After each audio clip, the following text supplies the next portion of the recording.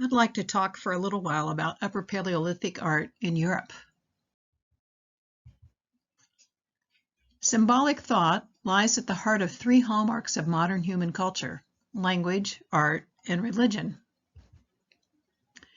Symbolism may include any object, sign, gesture, or vocal expression that in some way refers to or represents something beyond itself. Our expanded cerebral cortex allows abstract thought through language and ability to link symbols with complex meanings. The nature and extent of symbolic activities in Middle Paleolithic in Europe is debated. We have limited evidence, which is sharply different from what we find in the Upper Paleolithic.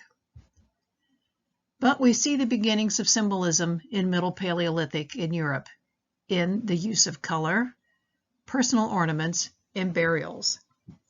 Now, of course, as I've already talked about, we find these beginnings of symbolism earlier in South Africa. So during the Middle Paleolithic, we find lumps of color pigments, especially ochre, which shades from red to yellow, and black manganese dioxide. Some of these rocks have wear patterns, and some are found on grinding stones.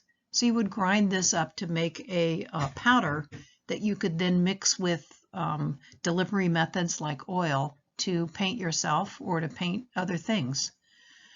And there are some claims for ochre-stained animal bone and stone tools from the Middle Paleolithic. We also now find personal ornaments associated with the Neanderthals of the Middle Paleolithic, who began making more personal ornaments such as out of bone, ivory, and tooth, making pendants that were worn on necklaces. And we also find some deliberate human burials, which suggest a care for the dead and perhaps a belief in life after death. There's a debate about whether any objects, grave goods that is, were deliberately placed in the graves or not, but if so, they appear to have been mostly utilitarian objects. But it's not until 40,000 years ago in the Upper Paleolithic that we see highly creative symbolic traditions develop in Europe. We find widespread use of ochre, burials with grave goods. Personal ornaments proliferate, suggesting increasing sense of self and group identity, and representational art. Beginning 35,000 years ago, intentional burials occur much more frequently than they had before, and they're found throughout the Old World, except that there are few in the Middle East or in South Africa. And these are usually inhumations, that is, burial in the ground. In Europe, we see a common pattern. The body has been slightly flexed, ochre was commonly used, the body was dressed in clothes decorated with ivory beads or pendants made of animal teeth and shells. And we find utilitarian grave goods, such as spears. Beginning about 35,000 years ago, the creative explosion began. People carved and engraved all sorts of media using burins, that is, those sharp-tipped stone flakes.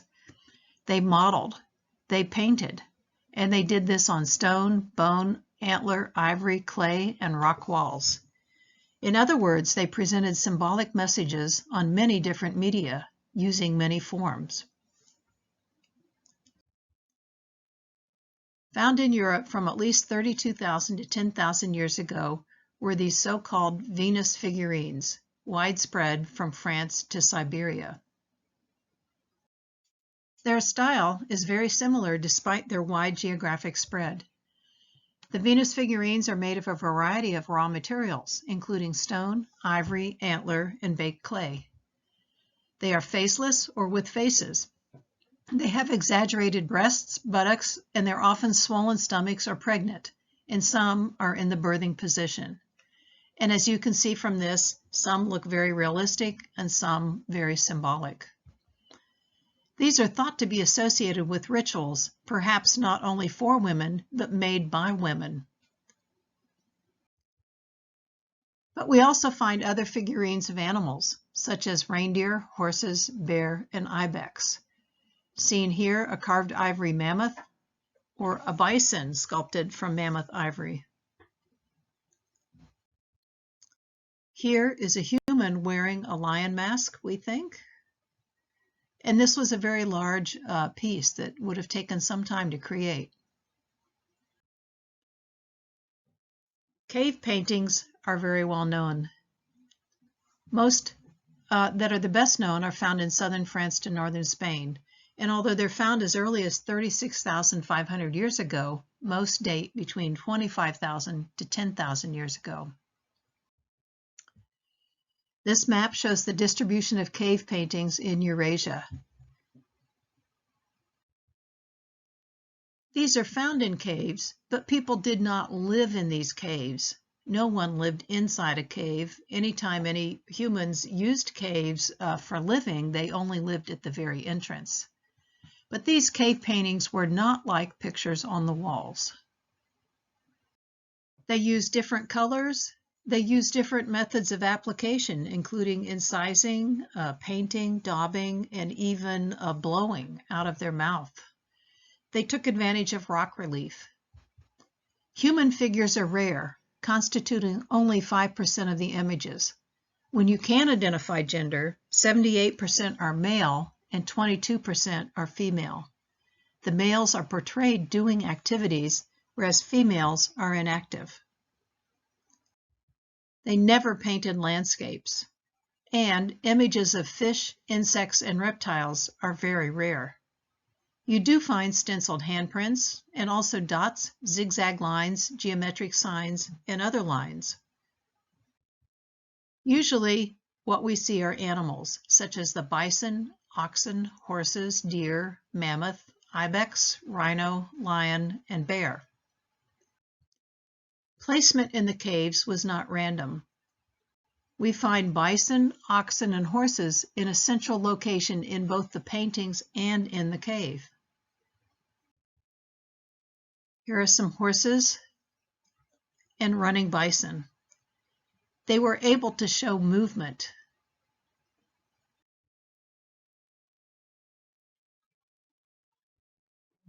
In a peripheral location, we find paintings of deer, ibex, or mammoth, or etchings, as the case may be. Usually deep in the cave is where you find the most dangerous animals, the rhino, the bear, and the lion.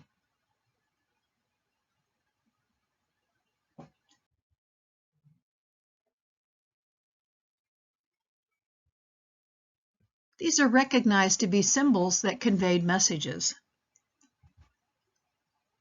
But basically, we don't know what the messages were, or even who these messages were for.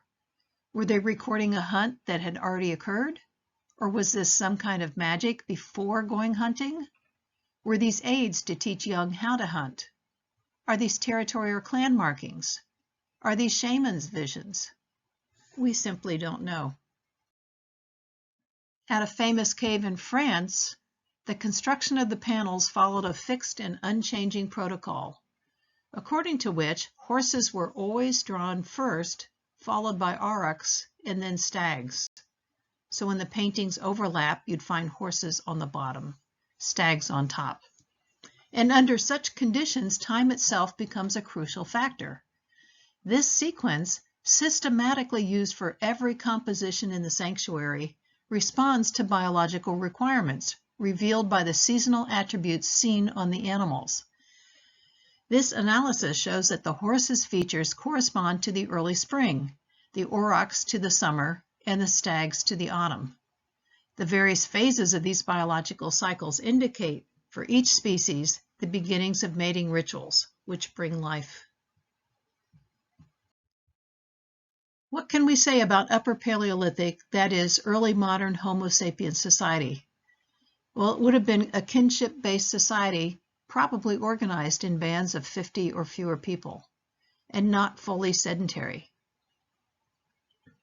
The society would have been egalitarian, with an individual status based on your age, your sex, and whether you were married or not, and leadership by achievement. Intriguingly, there are few rich burials and exotic, that is, non-local origin items found at some sites, which may indicate some non-egalitarian societies in which status or rank could be inherited.